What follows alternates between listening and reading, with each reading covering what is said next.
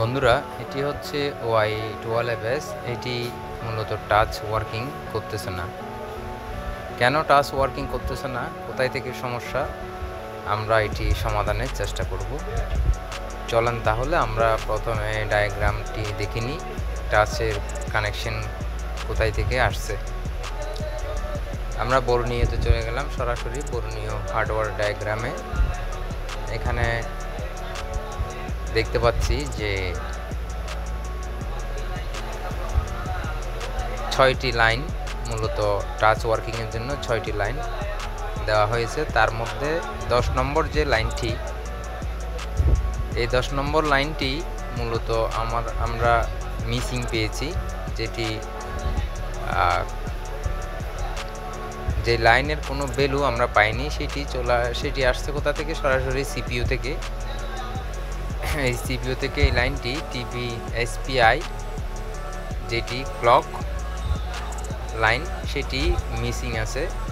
তাহলে আমরা প্রথমে সিপিইউটা রিভলভ করে দেখব যে এটি ভ্যালুটা আমরা পাই কিনা। মিটারের এখন কোনো ভ্যালু পাচ্ছি না ওই লাইনে। সিপিইউ রিভলভ করার পরে দেখব যে ভ্যালুটা আসে কিনা। এখানে একটি র্যামের মধ্যে একটি হিটসিন পেপার তথা অ্যালুমিনিয়াম পেপার লাগিয়ে দিবেন, যাতে র্যামের উপরে যাতে কোনো হিট না পড়ে।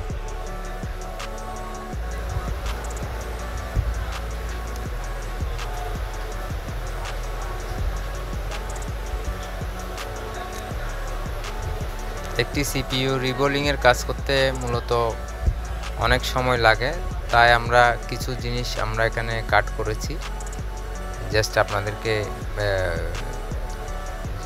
বেসিক জিনিসগুলোই দেখাচ্ছি।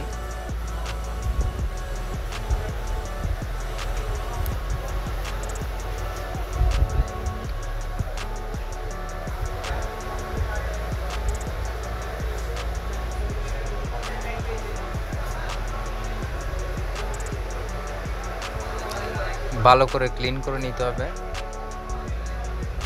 যাতে কোনো বল শর্ট না হয়, অথবা কোনো নিচে গ্রাউন্ডে যাতে কোনো বল শর্ট হয়ে না যায়।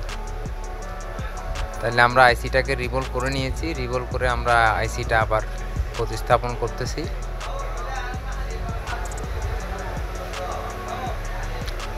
আইসিটাকে সুন্দরভাবে বসিয়ে তারপরে হিট দেওয়ার চেষ্টা করবেন। ভুল জায়গায় না বসে সঠিক জায়গাটিতে যাতে আইসিটি বসান। প্রয়োজনে প্রথমে ছবি তুলে রাখবেন।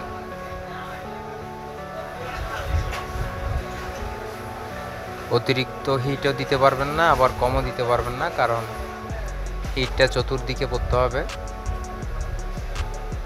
আইসিটি সঠিক জায়গায় নিজেই বসে যাবে।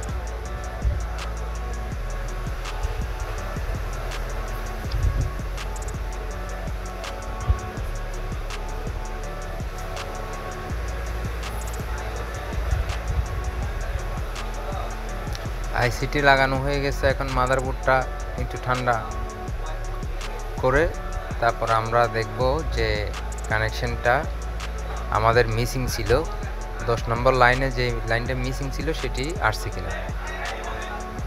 দেখেন, এখনও কিন্তু লাইনটি আমরা পাইনি। সিপিইউ রিভলভ করার পরেও আমাদের এই লাইনে কোনো ভ্যালু আসে নাই। তাহলে এখন আমরা নেক্সট স্টেপে যাব। আমরা বিটম্যাপ ডায়াগ্রামে যাব। এখানে গিয়ে দেখব যে ওই লাইনটি আর কোথায় কোথায় আছে।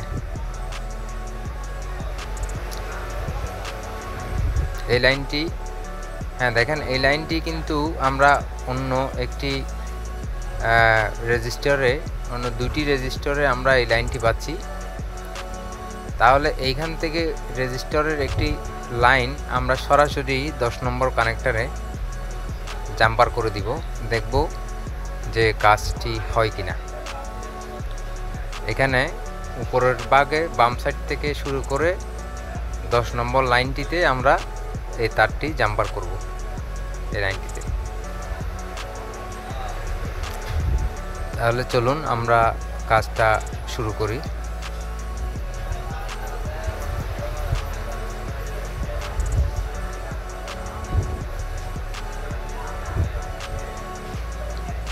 একটি তার নিয়ে আমরা জাম্পার ওয়্যার নিয়ে আমরা এখানে রেজিস্টরের মাথায়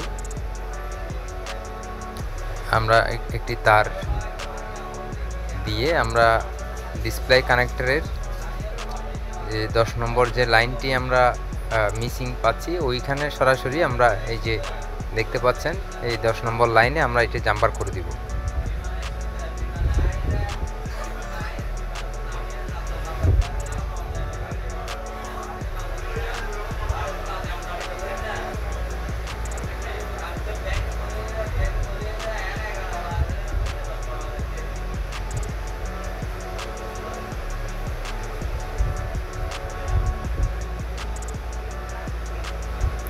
জাম্পার করা হয়ে গেছে। এখন আমরা ভ্যালু আসছে কিনা এখানে মিটারে আমরা চেক করে দেখব।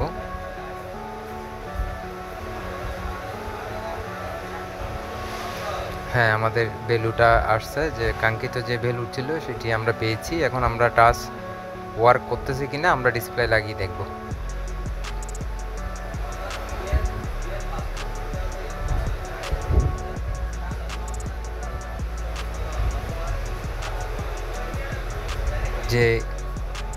যে লাইনটি আমরা টেনে দিয়েছি এই তারটি যাতে বডির সাথে শর্ট না হয় সেদিকে খেয়াল করে আপনারা ওইভাবে এটাকে ট্যাপ দিয়ে এটাকে সুন্দর করে করবেন, বডির সাথে যাতে শর্ট না হয়। আমরা জাস্ট চেক করতেছি, সেটিকে আমরা সুন্দর করে বসিয়ে তারপর ফিটিং করব। জাস্ট আগে টাচটি কাজ করতেছি কিনা এটা চেক করা হচ্ছে প্রাথমিকভাবে।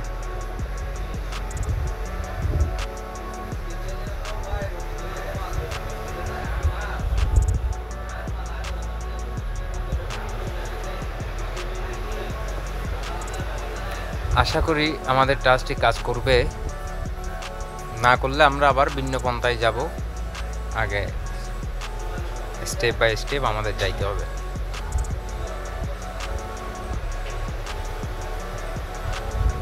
ওকে, টাচ ওয়ার্ক করতেছে, দেখতেই পাচ্ছেন।